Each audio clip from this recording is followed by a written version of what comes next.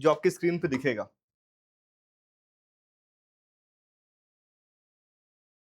Exactly.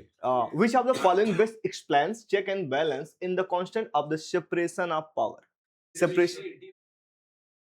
एक minute, option को अच्छे से पढ़ो। जरूरी नहीं है कि जो चीज दिखे वही सही है। दूर के ढोल सुहावने होते हैं, ऐसा आपने सुना होगा। तो पहले पढ़ो। पहला क्वेश्चन में ऑप्शन यही कह रहा है कि भैया प्रत्येक अंग पूरी तरीके से स्वतंत्र हो और दूसरे में कोई नियंत्रण ना हो। क्या इसको हम इंडिया में सेपरेशन ऑफ पावर बोल सकते हैं? सोचो मन से, पहला ऑप्शन ही है। मैं चारों ऑप्शन को एक्सप्लेन करूंगा क्यों कोई गलत है क्यों सही है, लेकिन उसके पहले सोचो क्या सही हो सकता है। सत्ता के संतुलन के लिए सरकारी अंग एक दूसरे की शक्तियों की समीक्षा करते हैं, मतलब organ of government can review and limit each others organ. एक तो ये कह रहा है। तीसरा कह रहा है कि नहीं भैया, लेजिस्लेचर ही सर्वोच्च है और ये हर किसी को परामर्श दे सकती है।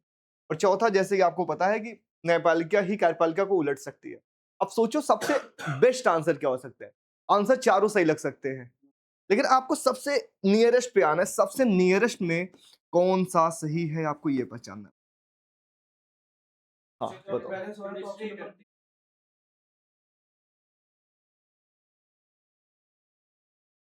क्या लग रहा है, बी या डी?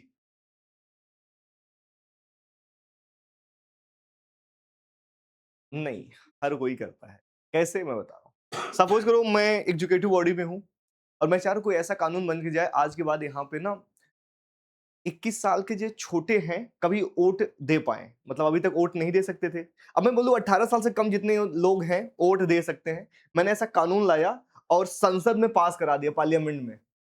तो यहाँ पे क्या पार्लियामेंट नहीं रोक सकती? रोक सकती है। सबसे पहले वही बोल देगी एग्जीक्यूटिव बॉडी से कि तुम ऐसा कानून क्यों बनवाना चाह रहे हो मुझसे, जो पॉसिबल ही नहीं है। क्या वहां चेक एंड बैलेंस नहीं लगेगा? तो फिर ऑप्शन डी के बारे में तो भूलो, सोचो मत। अब बताओ और क्या हो सकता है। अच्छा, अगर आप कह रहे हो कि सभी स्वतंत्र रहते हैं तो फिर जुडिशरी क्यों जाती है लेजिस्लेटिव में? B is the right answer. मैं समझा रहा हूं कैसे। देखो ध्यान से समझो।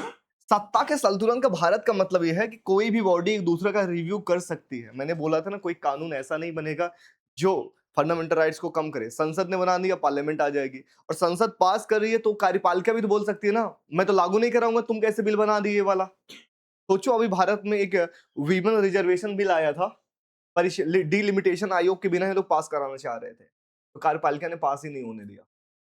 तो ये चीज है। आगे और अच्छे समझ आएगा, लेकिन बी ऑप्शन समझ आया क्या रीजन है। मतलब सिंपल से मैंने बताया था कि कोई भी ऑर्गन एक दूसरे के रिव्यू कर सके। चेक एंड बैलेंस का मतलब सिर्फ जुडिशरी ही नहीं होता, सारी होती है। हाँ। अब अगला क्वेश्चन है आपके स्क्रीन पे, 2 करोड़ रुपए के लिए। बताओ। अब डिवीजन ऑफ पावर के बारे में बात हो रही है। और डिवीजन ऑफ पावर क्या है, क्या बताना है आपको। कि ये डिवीजन ऑफ पावर का मतलब होता है कि भैया ensure absolute supremacy of parliament. Are you sure? सोचो।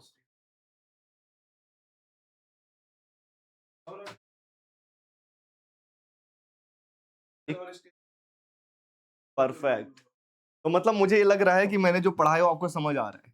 अब एक बात बताऊं, क्वेश्चन कौन सा है? यूपीपीसीएस का पीओक्यू है। अब देख लो, आप लोग एसएससी की तैयारी करने और पीसीएस तक का लगा रहे हो। एक बार जो मैं पढ़ा रहा हूँ पीसीएस का भी देखना खुद से। एसएससी तो लगेगा लगेगा, पीसीएस भी नहीं बचेगा आपसे। चलो आगे चल दो। चलो ये पढ़ा रखा है, बहुत प्यारा क्वेश्चन। 1773 के रेगुलेटिंग एक्ट के बारे में बात हो रही है और 4 ऑप्शन दे रखे हैं। आपको बताना है कौन सा प्रोविजन किया गया था। Govern governor general of, are you sure? सोच लो, मैं तो लॉक कर दूंगा, गलत नहीं होना चाहिए।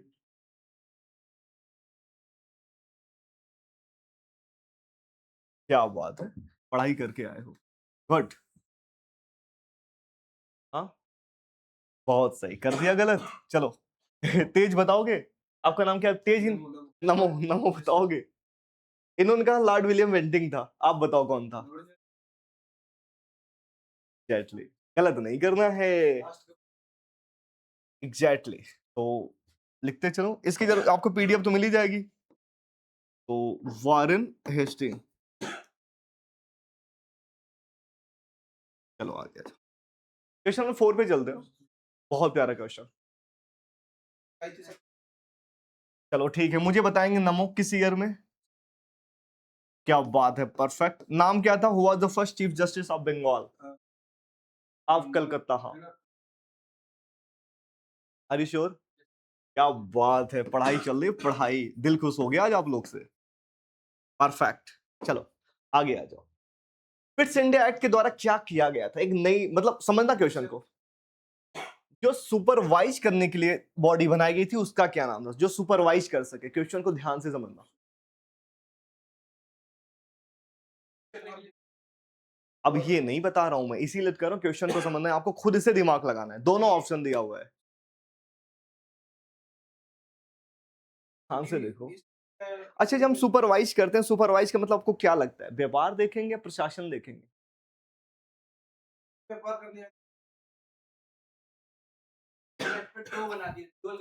अच्छा, अपने मन से सोचो, अगर मैं पिट्स इंडिया एक्ट की बात करूंगा, क्रिएट की बात हो रही, क्रिएशन क्या हुआ? बीओडी या बीओसी या सीओडी? क्रिएशन, बीओसी हुआ है। तो क्वेश्चन को ध्यान से फिर से पढ़ो। क्रिएटेड, क्लियर है? तो क्या आंसर होगा? Board of control. ये कौन थे? टोटल कितने मेंबर थे इसमें? चलो याद है, 24 सीओडी। सीओडी का मतलब कौन होता है? आज जोड़ी कहाँ टूट गई आशीष? जोड़ी कहाँ है आज? जोड़ी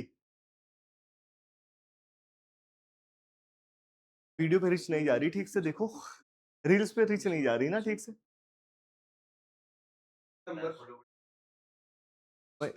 थंबनेल का थोड़ा मैं बताऊंगा आज और बढ़िया तरीके से कैसे करना है आपको। हाँ, ऑप्शन है, एक minute. Which of the following was key features of Pitt's India Act?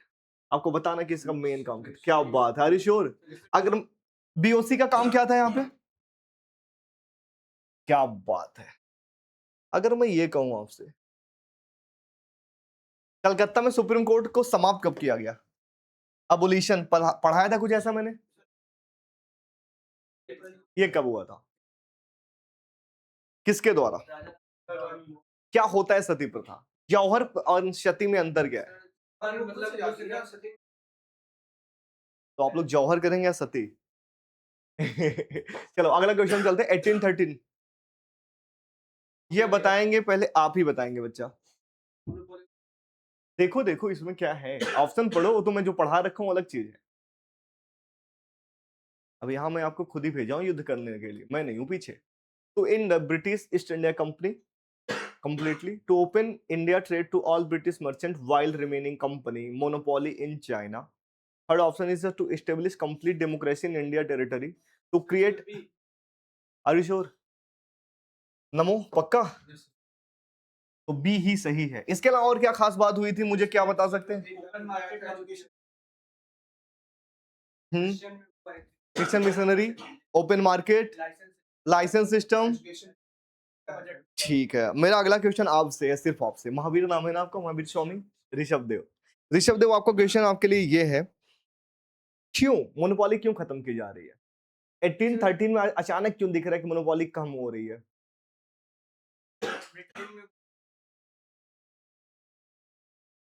आपको याद है क्या नाम था? नेपोलियन बोनापार्ट का एक सिस्टम था, कॉन्टिनेंटल सिस्टम, लिख लेना, बहुत इंपॉर्टेंट है।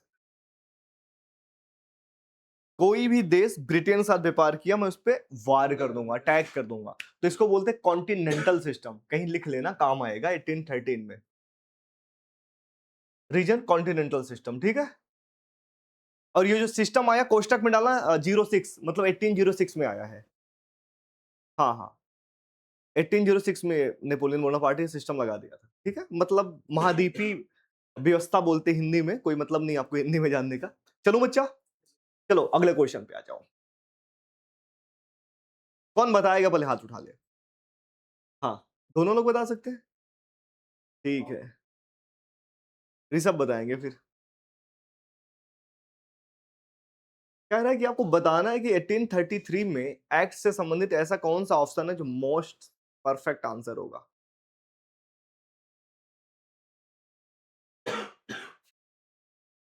बहुत दिमाग लगाना पड़ेगा इस सवाल का आंसर के लिए। नमो, बता सकते हो बच्चा? यहाँ अनार का जूस कौन पी रहा है भाई? अनार का जूस?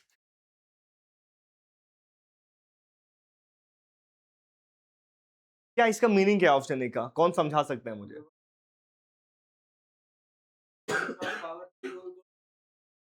क्या और किसका छीन लिया गया था? किसका पावर छीन लिया गया था यहाँ से? ऐसे दो जगह थे आज से वहां पे लॉ नहीं बना सकते, उनका नाम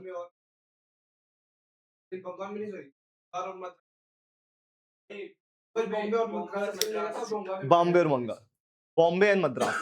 अरे आंसर चलो याद है, मतलब ये ऑप्शन बिल्कुल सही बात है। Who was the first governor general of India? Are you sure? ठीक है, लॉर्ड विलियम बेंटिंग है। यहां से बॉम्बे हो चाहे मद्रास हो, इनकी पावर छीन ली गई थी, यहाँ से कानून नहीं बनाएंगे। लेकिन साथ में एक चीज और हुआ था। Who was the fourth member का नाम क्या था? अपने यहाँ किस चीज का पापा माना जाता है वो? अपने यहाँ आईपीसी का कब रेडी करके दिया वो? और अपने यहाँ बीएनएस लागू कब हुआ? बीएनएस लागू कब हुआ? नवंबर में बन गया, मतलब बिल पास हो गया 25 दिसंबर, और 1 जुलाई से स्टार्ट हुआ। देखो एक चीज समझना, कोई जब बिल एक्ट बनता है वो डेट अलग होता है। हो सकता है जैसे आज हम जीएसटी बोल दें कि 2025 चल रहा है, आज के जो तारीख है जीएसटी पास हो गई, तो आज से ये एक्ट बन गया और मैं यही बोल दूंगा आज से 2 साल बाद लागू कराएंगे। तो इसीलिए अलग क्वेश्चन बनते हैं कि पास कब हुआ था और कब आया था रोल में। ठीक है, अंतर समझ गए? तो पास हुआ है 2023 के दिसंबर में, लागू हुआ है 24 के जुलाई में। चलो, इसका और कोई क्वेश्चन है? आगे चलो, इसमें और कुछ पूछूं आपसे। ये परमानेंट सदस्य था कि टेम्पोररी से? परमानेंट। लगता है बहुत बढ़िया से पढ़ के आए हो। अच्छा, छुट्टी थी ना? क्या बताओ, बहुत प्यारा क्वेश्चन है, हद से ज्यादा। Are you sure? अच्छा, मोनोपोली इसको मिली कब थी? शुरू शुरू में, सबसे पहले अगर पहली बार बात करो, किसने दिया था? ठीक है, सही है। हाँ, अब ये बताओ,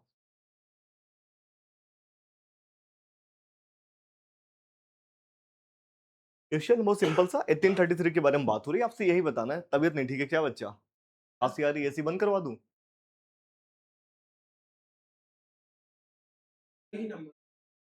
ए, ठीक है, मतलब आपको पता चल गया लॉर्ड मैकाले ही है।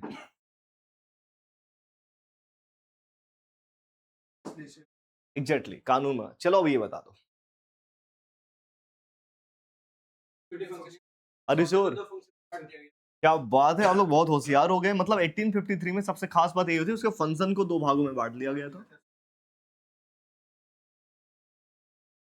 एग्जैक्टली, मतलब मैं मान के चलूं कि आप लोग पढ़ाई करके आए हो। कितनी देर पढ़ना पड़ा था, 10 मिनट या 20 मिनट? 10, इतने में हो जाएगा। मुझे पता है कि मैं यहाँ पे इस तरीके से पढ़ाता हूँ कि आपको परेशान नहीं होना पड़ेगा। यहाँ तक नहीं पहुंचे? यहाँ भी नहीं पहुंचे? ठीक है, अब ध्यान से समझो। 53 तक हो गया, ठीक है। अब चलते हैं हम 18। पहले वहां तक कोई डाउट है तो मुझसे पूछ लो बच्चा, कुछ भी डाउट। पीवाईक्यू की बुक वगैरह देखी है कुछ? कहीं से सवाल वगैरह इसका कहीं से लगाया था कि देख करके सवाल बन रहे या नहीं बन रहे? कहीं से भी कोई भी बुक? कोई बुक नहीं है? अच्छा, कोई बात नहीं, चलो। मतलब कहीं से देखा होगा कुछ थोड़ा बहुत, जहां से ये समझ आ सके कि क्वेश्चन ऐसे पूछा जाते हैं, ऐसा कुछ नहीं देखा? अब कोई बात नहीं। अब देखो, ये दौर है 1858 था, खत्म हो चुका जो भी हम तक चार्टर एक्ट की बात हो रही थी। अब 1858 का आने वाला गवर्नमेंट ऑफ इंडिया एक्ट, ठीक है। और ये बहुत इंपॉर्टेंट एक्ट है, बहुत इंपॉर्टेंट है, ठीक है। इसके बारे में आपको प्रॉपर लिखवाऊंगा अभी, आप बस समझते जाओ, एक एक चीज लाइन से लिखवाऊंगा। पहले समझो इस एक्ट में हुआ क्या। 1857 की क्रांति सुना, 1857 की रिवॉल्ट हो रखी थी। क्या है ये?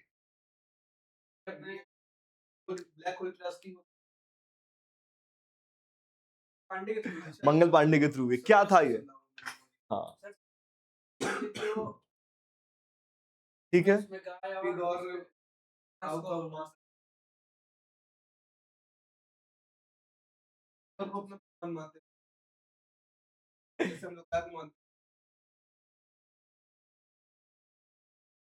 इससे दिक्कत क्या थी अगर वो मुंह से अगर खात रहे थे? अगर वो नॉन वेजिटेरियन होते तो सही, कोई दिक्कत नहीं थी। देखो सही बता रहे हो, पर थोड़ा सा अलग तरीके से बता रहे हो। बात करते हैं जो इनफील्ड की जो बुलेट की जो चर्बी, कारतूस की जो चर्बी थी ना, दो प्रकार मांसों से मिलकर बनी थी, एक काऊ और एक पिग। और काफी योजना से जितने लोग हिंदू थे उनको काऊ वाले मांस का उनको बुलेट दिया जाता था, और जितने मुसलमान थे उनको दिया जाता था सुअर वाले मांस से। अपने हिंदू धर्म की बात कर लो या कुरान में बात कर लो, हिंदू धर्म में जो गऊ है हमारे लिए पवित्र पशु मानी जाती है, माता मानी जाती है। उसी तरह पिग जो सुअर है उनके लिए एक तरीके से एक पवित्र एक पशु माना जाता है, माता या जो भी आप मान सकते हो। दोनों पीछे रीजन है। गाय का मानने के पीछे रीजन ये था कि हमें दूध देती है, स्तनधारी है ये, दूध देती है ये, और हम चाहते थे हर चीज को धर्म से कंट्रोल करना। हर चीज पीछे एक रीजन होता है। तो उन्होंने ये सोचा कि अगर गौ हत्या ही होने लग जाएगी इन फ्यूचर में, जो गरीब रहेगा उनको दूध कहाँ से? बहुत सारी चीजें, दूध इज लाइक सबसे अच्छा प्रोटीन का सोर्स, बहुत सारी चीजें होती है, कैल्शियम एंड ऑल। पिग के बारे में, पृथ्वी पे सफाई, सफाई कौन करेगा? सफाई कौन करता है? पिग ही तो करती है। अगर पिग को हम मारने लग गए तो कल को यहाँ ये जो सफाई गंदगी है और ज्यादा बढ़ती चली जाएंगी, इनकी सफाई कौन करेगा? तो हर पीछे एक धर्म के पीछे एक रीजन होता है। जैसे नाग को देख लो, स्नेक को भगवान शिव से जोड़ते हैं, और स्नेक का मेन काम क्या है? चूहों को मारना। हर चीज कहने की कनेक्टेड है। धीरे हम बचपन में सुनते थे कि मेढक को मारेंगे हमारा कान दर्द करेगा, सुना है? मत मारना, कान दर्द करेगा, बहुत कान दर्द करेगा। तो क्योंकि बचपन में बच्चों को सबसे प्यारा होता है मेढक, कि ऐसे ऐसे उछल कैसे रहा, उसको पकड़ दो, उसको मारो। मुझे खुद घर पे बोला जाता था मत मारना, कान दर्द करेगा, और गलती से किसी दिन पैर भी दब दिया तो लगता था आज कान बहुत दर्द होने वाला है।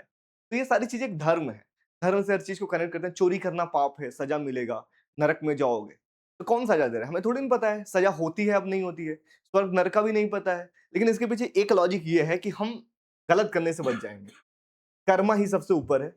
भगवान, ईश्वर, गॉड, अल्लाह सब कुछ होते होंगे या नहीं होते होंगे किसी को नहीं पता है, तो भी सम्मान कीजिए, नहीं है तो भी सम्मान कीजिए, क्योंकि हमारे पास वो आंखें तो नहीं है जो देख पाए। तो द पॉइंट ये है कि कर्म सबसे ऊपर है। तो इनके पीछे भी यही रीजन था, कुछ था नहीं। हम धर्म से यहाँ पे आते हैं। काऊ। अब काऊ का क्या हुआ कि बच्चा मंगल पांडे के मुंह पे लगा। इनको फील हुआ यार ऐसे तुम्हारा धर्म भ्रष्ट हो जाएगा, और धर्म भ्रष्ट होने का मतलब है कि बिना कहे हमें हिंदू नहीं रहेंगे और हमें कोई और धर्म अपनाना पड़ेगा। तो अब क्रिश्चियनिटी अपनाना पड़ेगा।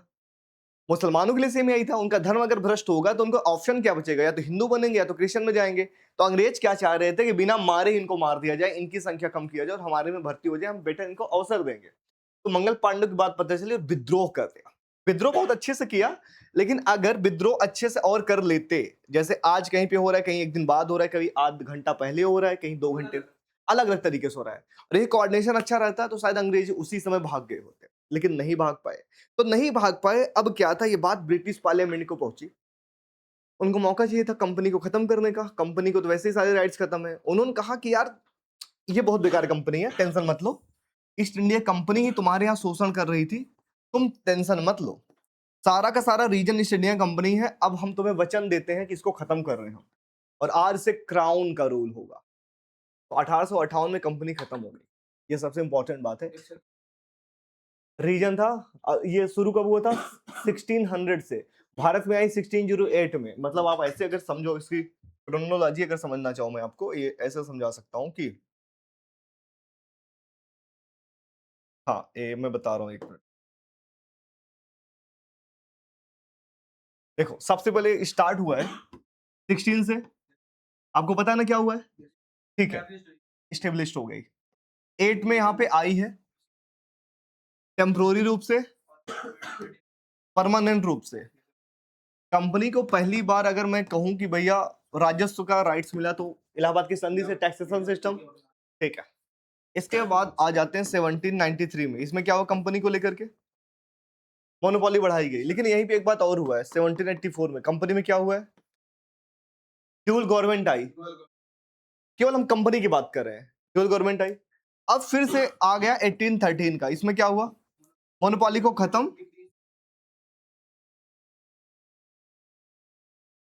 केवल कंपनी के लिए। हाँ, और मोनोपोली कम। बस कंपनी की हम बात कर रहे हैं। 33 में क्या हुआ? खत्म हो गया। 53 में कोई बात नहीं कही। लेकिन अब जब मैं आपको अगला एक्ट पढ़ा रहा हूं, गवर्नमेंट ऑफ इंडिया एक्ट है ये, ईस्ट इंडिया कंपनी इंड हो गई। अगर कंपनी ही खत्म हो गई तो आपको लगता है कि यहाँ पे ड्यूल गवर्नमेंट होगी?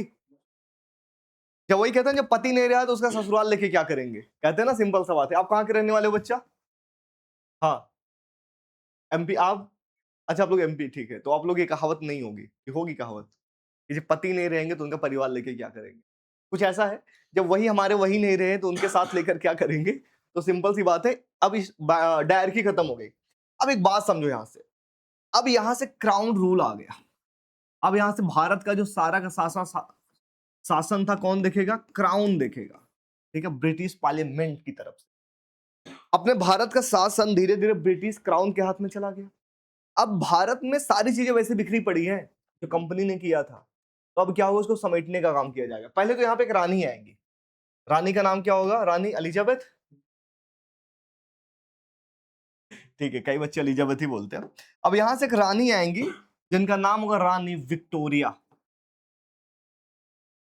Queen Victoria.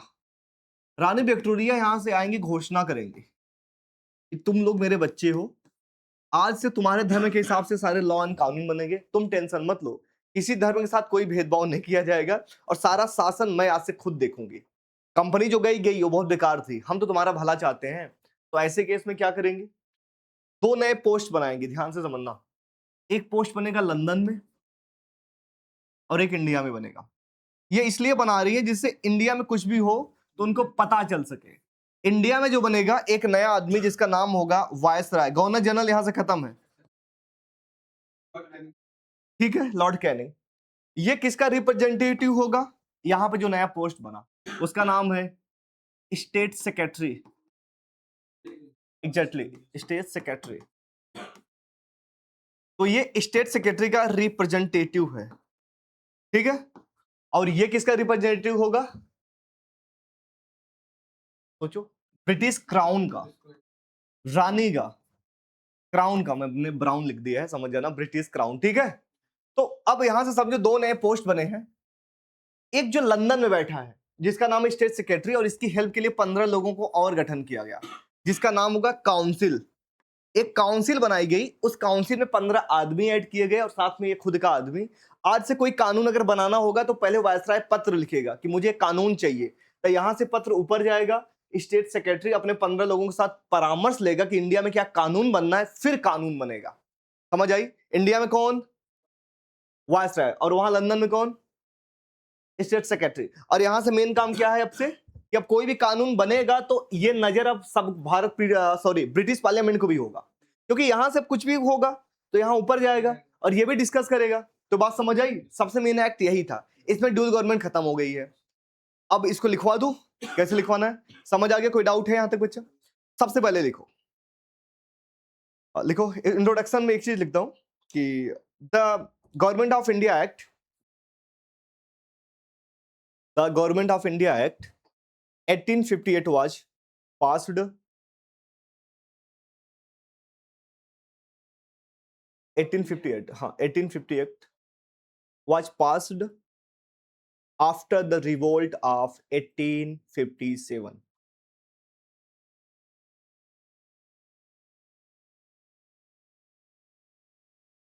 यही में एक लाइन और लिखोगे आगे करके, it transferred the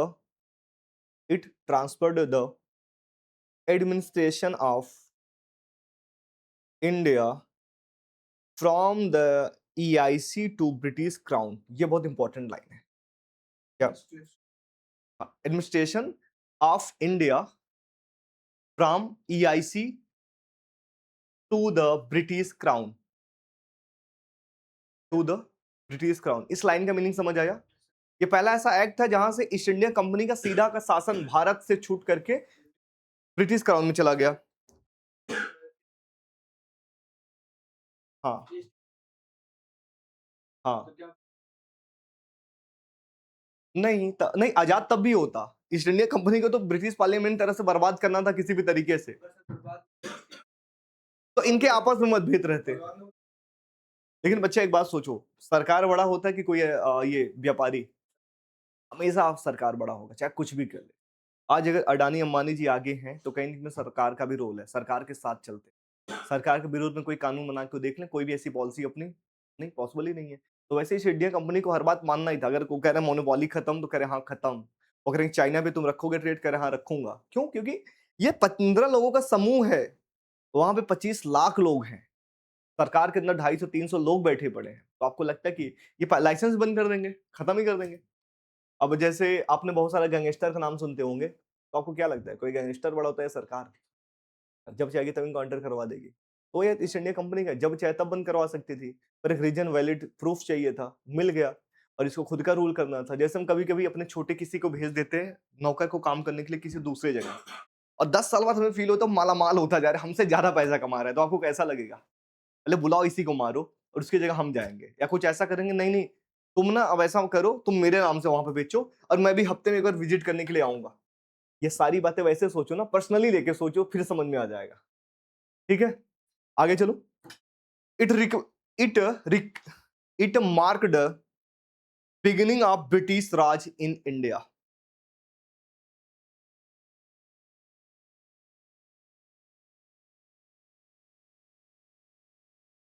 ठीक है? अब हम फीचर्स पे चलते हैं। क्या-क्या मेन में फीचर्स है? एंड ऑफ कंपनी रूल्स, सबसे पहला यही है। End of company rules. दूसरा है secretary of state for India.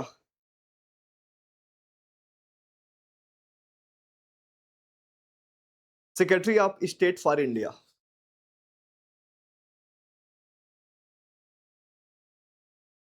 लिख लिया? ही वाज, उसी में he was assist by a council of India. He was assisted by a council of India consisting, हाँ हाँ, असिस्टेड, असिस्ट नहीं होता, असिस्ट हम करते हैं आपको, तो असिस्ट मतलब वही मीनिंग था कि इसके हेल्प करने के लिए 15 आदमी को ऐड किया जाएगा। मैं वही लाइन लिखवा रहा हूं, तो आप लिखोगे he was assisted by A council of India, assisted by A council of India consisting of 15 members. मतलब समझ आया? वही मीनिंग है जो मैं समझा रहा हूं, एक लाइन में तैयार हो जाएगा आपका। इसमें तीसरा पॉइंट है, तीसरा पॉइंट जहां भी ना समझ आए बच्चा तुरंत बोल देना, ठीक है? तीसरा पॉइंट है गवर्नर जनरल बिकेम वायसराय।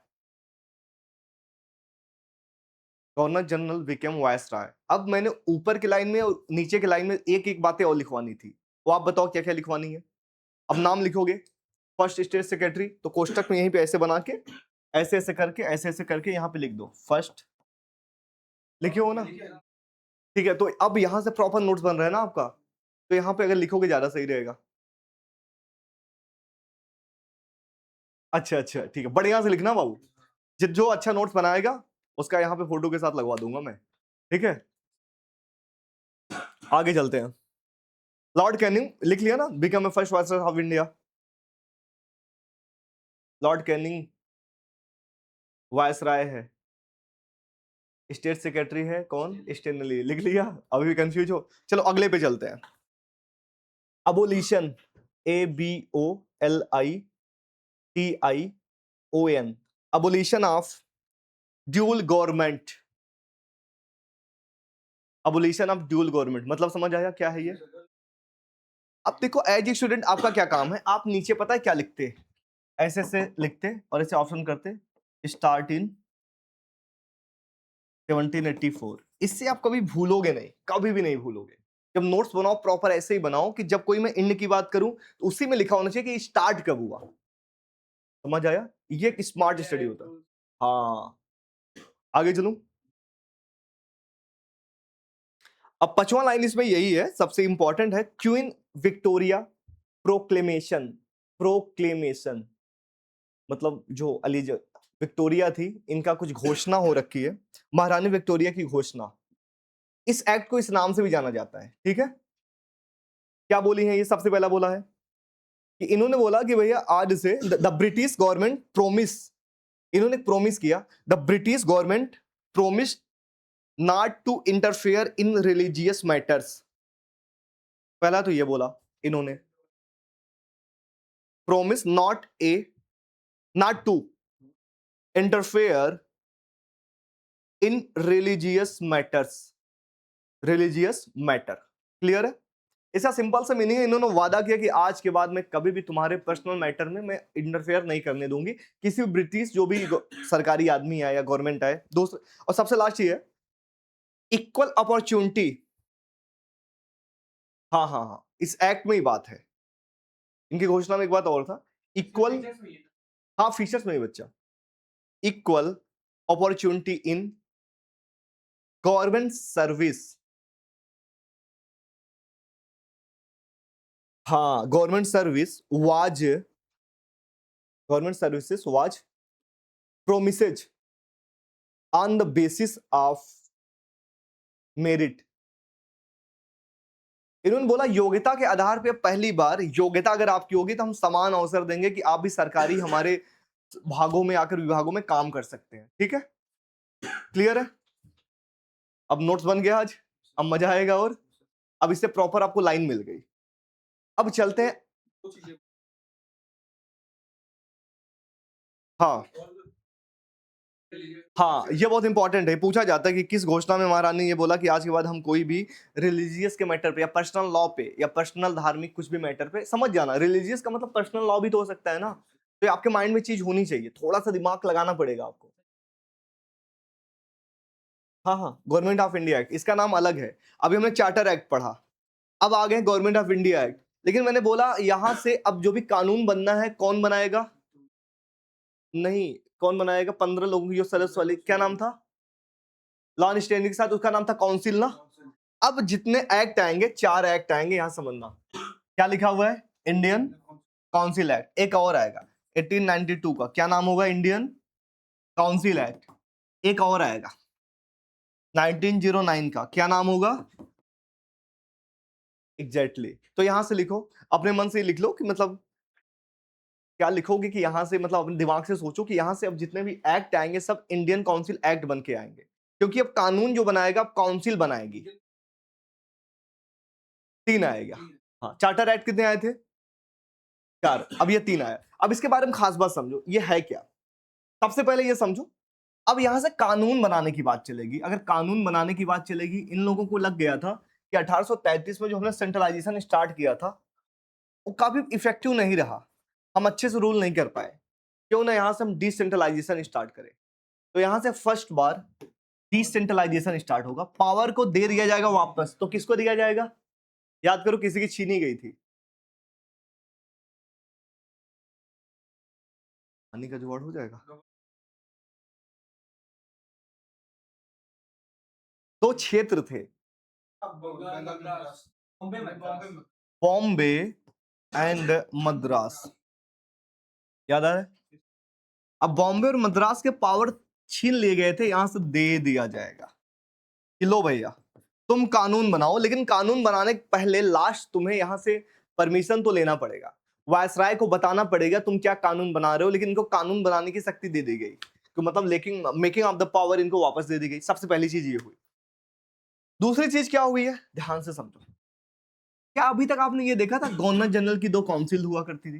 मतलब वही गवर्नर जनरल समझो चाहे वायसराय समझो, बात एक ही है। ठीक है, तो अगर मैं आपसे ये कहूं, एक बात बताइए, यहाँ पे एक था लेजिस्लेटिव और दूसरी का क्या नाम था? एग्जीक्यूटिव। ठीक है, दो में है चीजें, इसमें कानून कौन बनाएगा, लागू कौन करेगा?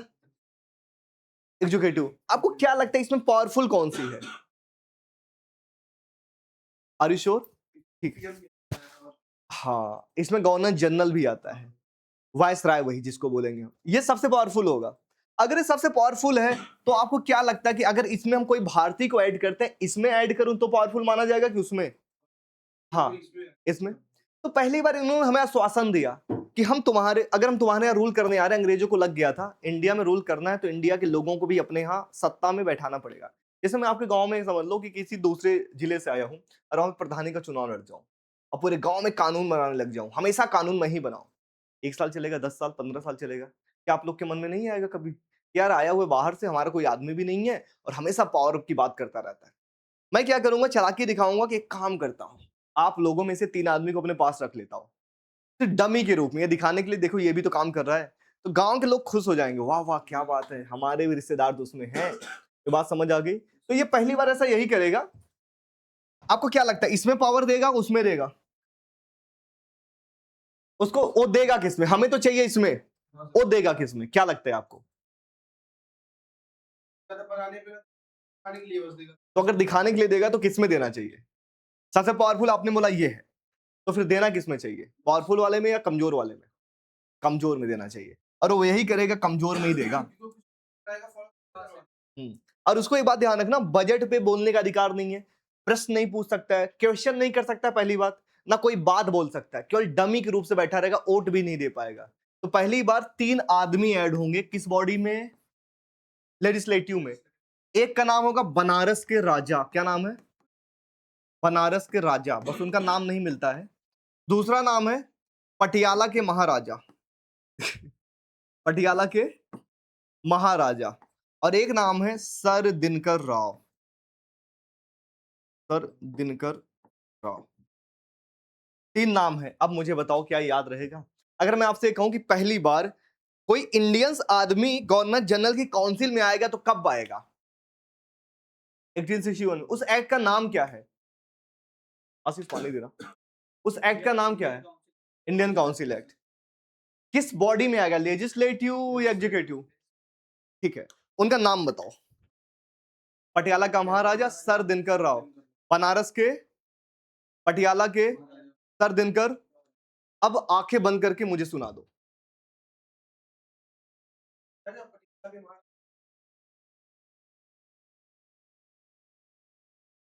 आशीष चलो बोलो, हमारा चांस। क्या नाम है? बनारस के राजा, पटियाला के महाराजा, सर दिनकर राव। याद रहेगा, क्वेश्चन आ रखा हुआ है।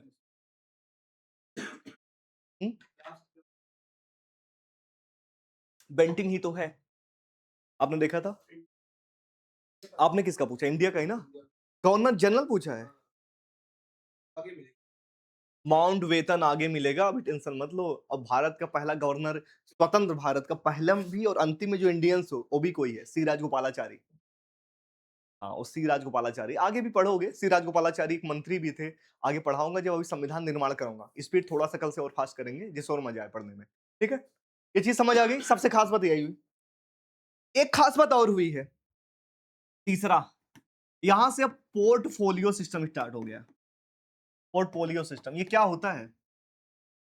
विभागी, विभागीय प्रणाली, इसका मीनिंग समझते हो? अच्छा, मैं एग्जांपल दे रहा हूं। जैसे आज के वर्तमान में एक लोग होते हैं सड़क मंत्री, एक लोग होते हैं परिवहन मंत्री। हर काम के लिए विभाग बनाना। हाँ, तो क्या अच्छी बात है बुरी बात है? अच्छी बात है पोर्टफोलियो सिस्टम। ये सेंट्रलाइजेशन का एग्जांपल है कि डिसेंट्रलाइजेशन का? अरे श्योर। अगर हम अपनी पावर अपने पास ना रख के, हम पीएम में चाहते सारा अपने पास रख लेते, लेकिन हम एक एक आदमी बना रहे हैं, तो क्या लगता है, सेंट्रलाइजेशन या डिसेंट्रलाइजेशन? हाँ, अभी उस दिन तो पढ़ाया था, ये डिसेंट्रलाइजेशन है। ठीक है, डिसेंट्रल, डी, डी का मतलब नीचे कर रहे हैं, हम सबको दे रहे हैं।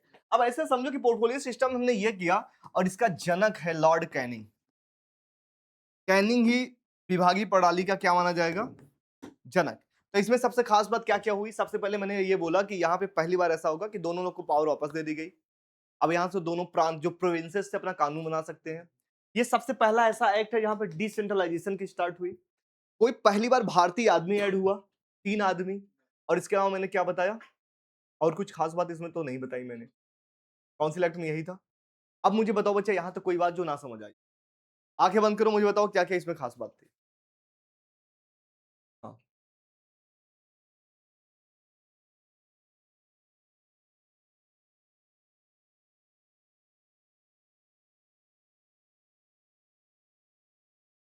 सर दिन कराओ। Was a father of portfolio system. Are you sure? Budget पे ये प्रश्न पूछ सकते हैं, कोई भी प्रश्न पूछ सकते हैं, वोट दे सकते हैं। क्लियर है? अब लिखवा दूं? चलो, क्लियर है ना बच्चा? लिखवा दूं? ये तरीका ठीक लग रहा है? चलो आगे चलो। सबसे पहले आते हैं Indian council act 1861। Indian council act 1861 heading डालोगे, सबसे पहला इसमें ये लाइन है, आप लिखोगे expansion of governor generals council. क्या है, मैं समझा रहा हूं। Expansion of governor general council. नहीं नहीं नहीं, एक्सपेंशन, एक्सपेंशन का मतलब क्या होता है सोचो। जैसे 1853 में 6 मेंबर अलग से ऐड हुए थे, याद है? जो आईसीएस थे, 10 साल का उनको अनुभव था, कुछ याद आ रहा है? इसमें 6 से 12 हो गए, बस वही। तो ऐसे लिख लो 6 to 12, 6 से 12 ऐसे से बनाओगे, और यहां लिखो ओल्ड, और कहां से स्टार्ट हुआ था बता दोगे, 1853 में। ये सबसे स्मार्ट होता है नोट्स बनाने का। एक लाइन में सारी बातें आपने लिख ली है, कुछ लिखना भी नहीं कि ओल्ड में 6 थे, अभी 12 हो गए। 6 जो थे 1853 में थे, ये आईसीएस थे, याद आ रहा है? और इसमें 12 में कहा गया कि भैया इसमें आधे, कम से कम जो आधे हैं 50, 6 या 3 मेंबर्स नॉन ऑफिशियल होना चाहिए। नॉन ऑफिशियल का मतलब होता है जो गैर सरकारी। तो ब्रिटिशर्स के लिए गैर सरकारी कौन होगा? हम ही लोग होंगे, इसीलिए 3 नए आदमी ऐड हुए हैं। अब समझ आ रहा है इस चीज को? और इतना नहीं पूछा जाएगा आपसे। आप एसएससी के बच्चे, उस बात का ध्यान रखना। मैं इसलिए पढ़ा रहा हूं कि एक बार पढ़ो, पूरी लाइफ याद रहे। और जैसे और फ्यूचर में बड़ी तैयारी करोगे तो आपके माइंड में बैठा रहेगा कि यार उस एक्ट में ये बात तो कही गई थी। ठीक है, चलो आगे चलता हूं आपसे। अब चलते दूसरा, नॉमिनेशन ऑफ इंडियंस। दूसरा इसका पॉइंट है नॉमिनेशन ऑफ इंडियंस।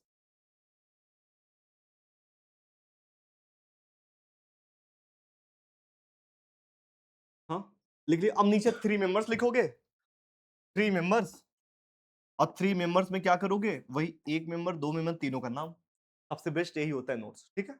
3 मेंबर्स। अब हाँ, अब नीचे एक का नाम क्या है, बनारस के राजा, किंग ऑफ बनारस। हाँ, king of Banaras, Maharaja of Patiala, and last one, Sir Dinkar Rao.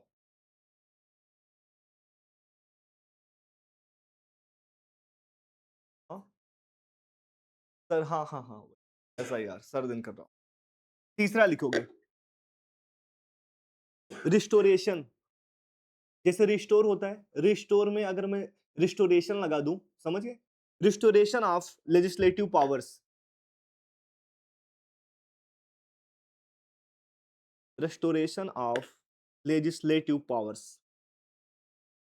इसके अंदर लिखोगे, लाइन लिखोगे, form legislative power were, legislative powers were restored to the Bombay and Madras presidencies. Were restored to the Bombay and Madras presidencies. और इसको एक line में लिखना चाहते कुछ नहीं, बंगाल और एंड लिख लेते, नहीं हाँ, बस बॉम्बे और मद्रास, बस नीचे एग्जांपल लिख देते, बस। रिस्टोर का मतलब इनको दोनों आपस शक्ति दे गई, ठीक है? आगे चलो। इसमें एक नई सबसे इंपॉर्टेंट चीज हुई है, लिखना चौथे नंबर पे, ऑर्डिनेंस मेकिंग पावर। ऑर्डिनेंस, मैं बता रहा हूं क्या, और ऑर्डिनेंस स्पेलिंग लिख देता, ऑर्डिनेंस, और ठीक है, लिखना ऑर्डिनेंस मेकिंग पावर। मैं समझा रहा हूं, इसके नीचे लिखना, फिर मैं आपको अच्छे से समझा रहा हूं। इसके नीचे आपको लिखना है the governor general was empowered to, या वायसराय चाहे गवर्नर जनरल, बात देखिए, ठीक है, दोनों एक ही मतलब है। लिखना the governor general was empowered to issue ordinances during emergency. Issues ordinance, हाँ, issues ordinances during emergencies. Line फिर से बोलता हूं, the governor general was empowered to issue ordinance during emergencies. ठीक है, लिख लिया? इसका दूसरा लाइन इसी में लिखना है, एक पॉइंट और बना करके इसी में, ठीक है? An ordinance remained valid for 6 month. हाँ, रिमेन्ड, REMAINED। अब इसका मीनिंग समझो, अभी वर्तमान में मैं आपको समझा। सपोज करो कि अभी लोकसभा है, राज्यसभा है, हमें कोई कानून बनाना है, सबसे पहले लोकसभा या राज्यसभा में पेश करो, फिर यहाँ पे जाएगा, फिर प्रेसिडेंट का साइन लगता है, यहाँ पे साइन हो गया, तो ये जो बिल था, ये जो बिल था, ये यहाँ से एक्ट बन जाएगा। बिल का एक्ट बनने का मतलब है कानून लागू हो चुका है, पास हो चुका है, कुछ भी नहीं होता। जब नॉर्मल तरीके से आता है। अब सपोज करो कि लोकसभा या राज्यसभा सेशन में ना हो, तो इनका सत्र ना चल रहा हो, मानसून सेशन अभी खत्म हुआ हो, 3 सेशन है, मान लो सेशन ही ना चल रहा हो, या ऐसी स्थिति आ गई आपातकाल की स्थिति कि लोकसभा में कोई बैठ नहीं सकता, तो प्रेसिडेंट अपना एक पावर यूज करता है जिसको कहते हैं आर्टिकल 123 के थ्रू ऑर्डिनेंस पावर। ये नहीं, ऐसा नहीं, आपातकाल की स्थिति में नहीं, इंदिरा गांधी ने नहीं लाया था, लागू किया था। आपातकाल की स्थिति कोई लाता नहीं है। 3 बार हुआ है। एक बार हुआ है 1962 में जब भारत चाइना का वार चल रहा था, एक बार 1971 भारत पाकिस्तान का, और एक बार 1975 में इंदिरा गांधी ने खुद से लगाया था। बस 3 बार आज तक नेशनल इमरजेंसी लगी। आगे पढ़ाऊंगा, आर्टिकल 352 में आता है क्या क्या चीजें हैं।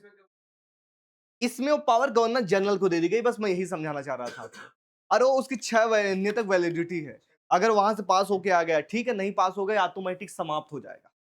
क्लियर है? चलो बच्चा हो गया डन। चलो आगे चलो। अगला एक्ट बहुत खास नहीं है, बहुत बिल्कुल भी खास नहीं है।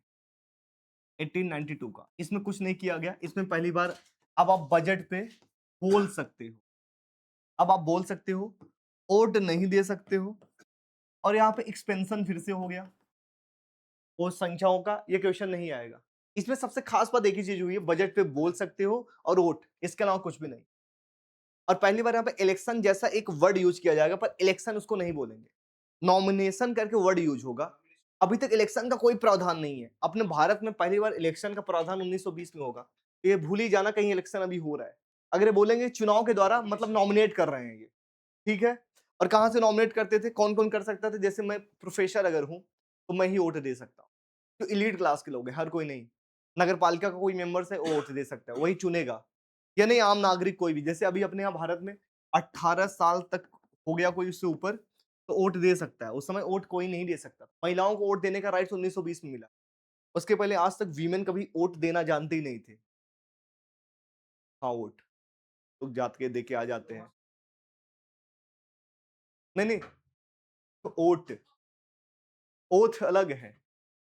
ओथ का मतलब होता है शपथ, ये है ओट, ओट नहीं बच्चा, ठीक है समझ आया। तो इसके बारे में लिखवा दूं एक लाइन, क्योंकि एक ही लाइन है, इसमें ज्यादा कुछ खास है नहीं। लिखना इंडियन काउंसिल एक्ट 1892, ठीक। सबसे पहले लाइन इसमें लिखोगे यही, it introduce the principle of indirect election for the first time. It introduce the principle of indirect election for the first time. Clear है? मतलब इनडायरेक्ट इलेक्शन की बात हो रही है, इलेक्शन जैसा कोई प्रत्यक्ष नहीं है, और इलेक्शन वर्ड भी नहीं यूज हुआ है, बात ध्यान रखना, इलेक्शन वर्ड भी यूज नहीं है, ठीक है। लिखो, क्या लिखोगे इसमें पता है क्या लिखो, लिखोगे through the act use the term nomination, through the act use the term nomination, use the term nomination, member were recommended by local bodies, member were recommended by local bodies, meaning समझ आया मैंने क्या बताया, कि भैया ये निकाय से आते थे, जो यूनिवर्सिटी में जो लोग पढ़ा रहे हैं वो लोग रिकमेंड करते थे, ऐसा नहीं कि वोट देने जा रहे हैं चलो, लोकल बॉडीज, ठीक है। यहाँ पे एक लाइन लिखोगे और नीचे अब फीचर्स में लिखोगे अगला, right to discuss budget, right to discuss budget, ये हेडिंग बना लेना। इसके नीचे लिखना however however however they could not vote the budget, मतलब वोट नहीं दे सकते थे ये, बजट पे डिस्कस करेंगे बस केवल, could not vote the budget, vote the budget, ठीक है। नहीं मैंने बताया ना अभी 6 बोल सकते थे पर वोट नहीं दे सकते थे, और 61 में बोल भी नहीं सकते थे। अब इसके अगला लाइन लिखो, बहुत इंपॉर्टेंट है, right to asked question, right to ask question, ask question, कल आस्क होगा बच्चा, ईडी नहीं होगा, क्वेश्चन, ठीक है। इसमें क्या लिखोगे? Member were allotted to ask question on the public matter. Member जो थे वो अलाउ थे, पब्लिक मैटर पे कोई भी क्वेश्चन पूछ सकते थे, लेकिन सप्लीमेंट्री क्वेश्चन नहीं पूछ सकते थे। Question on the public matters.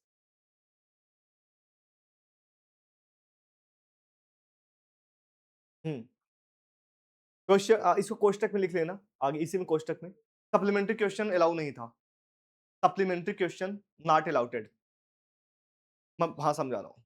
जैसे मैं ये कहूँ बजट का कोई सवाल है, बजट का मैंने क्वेश्चन पूछ लिया, जैसे मैं ये कहूँ कल मैं स्कूल नहीं आया था, तो आपने बोला सर ठीक है ओके, तो आप फिर मुझसे पूछे क्यों नहीं आए थे, ये नहीं पूछ सकते। सर मैं कल स्कूल नहीं आया था, ओके बच्चा ठीक, पर रीजन नहीं पूछ सकता। क्यों डालोगे? सप्लीमेंट्री क्वेश्चन है बजट पे। अगर मैं कह रहा हूँ कि यहाँ पे 5 करोड़ का कोई चीज थी, आपने 2 करोड़ भर लिए, 3 करोड़ कहाँ गए, ये नहीं पूछ सकते।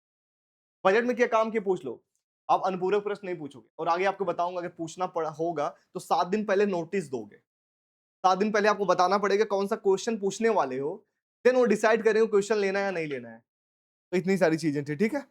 इसके अलावा इसमें कुछ खास तो था नहीं बच्चा। इसके अलावा मैं सोच रहा हूँ कि आपको कल ही पढ़ाऊं क्योंकि लाइव क्लास है मेरी, ठीक है। आप लोग भी थक गए होंगे, 7 बजे का है ना, ठीक है। जाओ, बेस्ट ऑफ लक है, मिलते हैं फिर कल से। Thank you and best of luck.